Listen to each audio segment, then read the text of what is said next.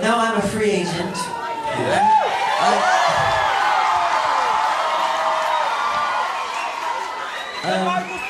I just owe Sony one more album. It's just a box set, really. It's with 2 new songs, which I've written ages ago. Because every album that I record, I write, like, literally, I'm telling you the truth, I write at least 120 songs every album I do. So I can do the box set and just give them any 2 songs.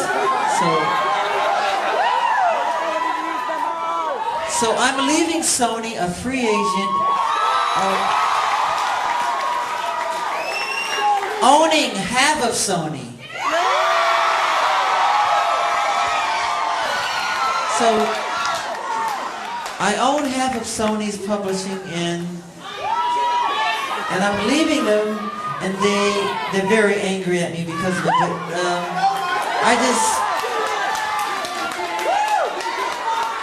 I just did good business, you know. Tell him! Say it, Michael! Tell the story! But, so, the way they get revenge is to try and destroy my album.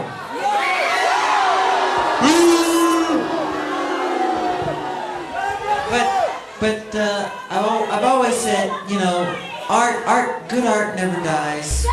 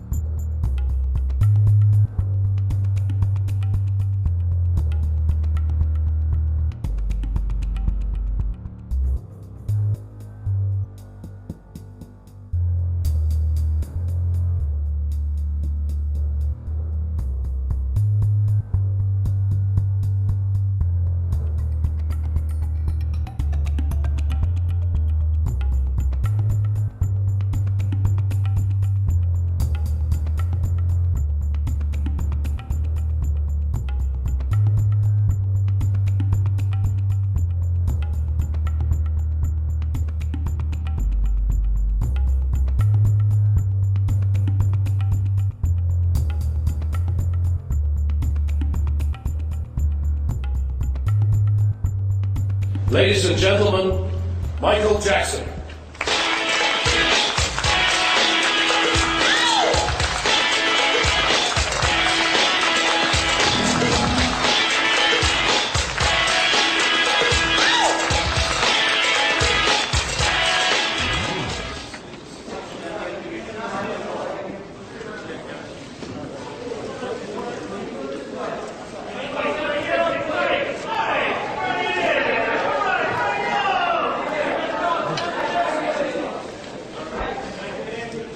Good afternoon. I'd like to thank the Pepsi-Cola Corporation for sponsoring the Dangerous Tour, which we plan to kick off in June. The only reason I am going on tour is to raise funds for the newly formed Heal the World, an international children's charity that I am spearheading to assist children and the ecology.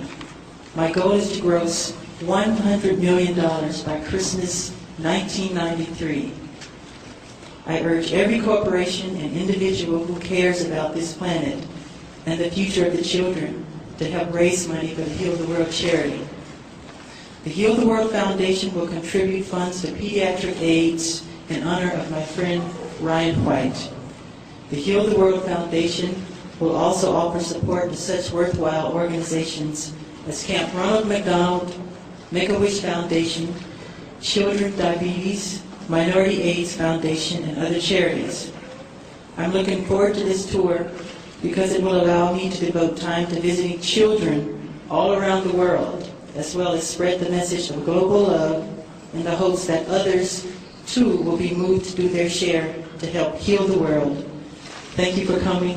I love you very much, and thank you all.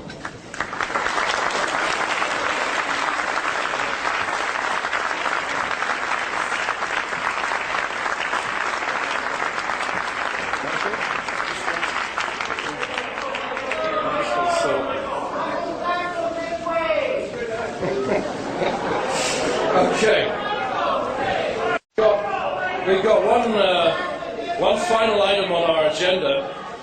We've asked Mr. Tommy Mottola, President of Sony Music, to describe a special presentation just made to Michael.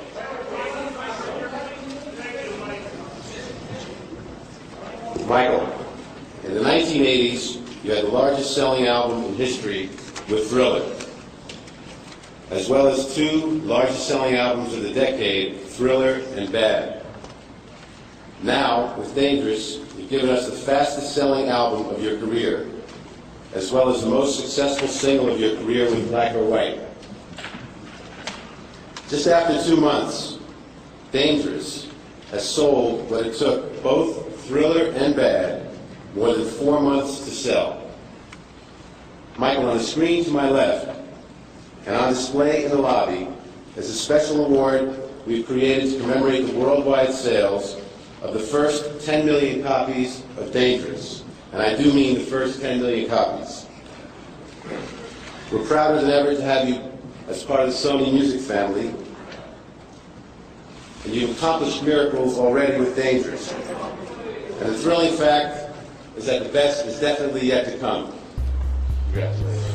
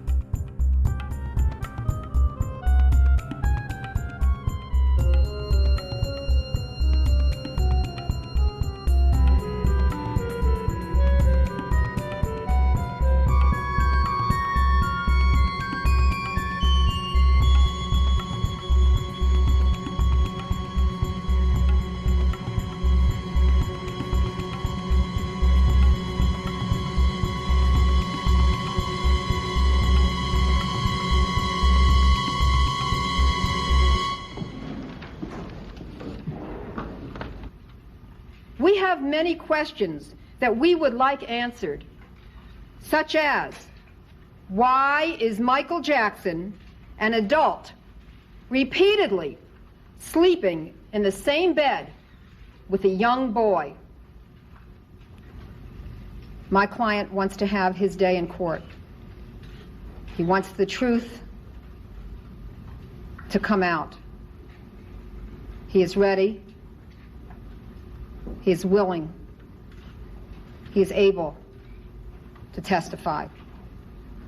He is looking forward to the day in court when he can do that.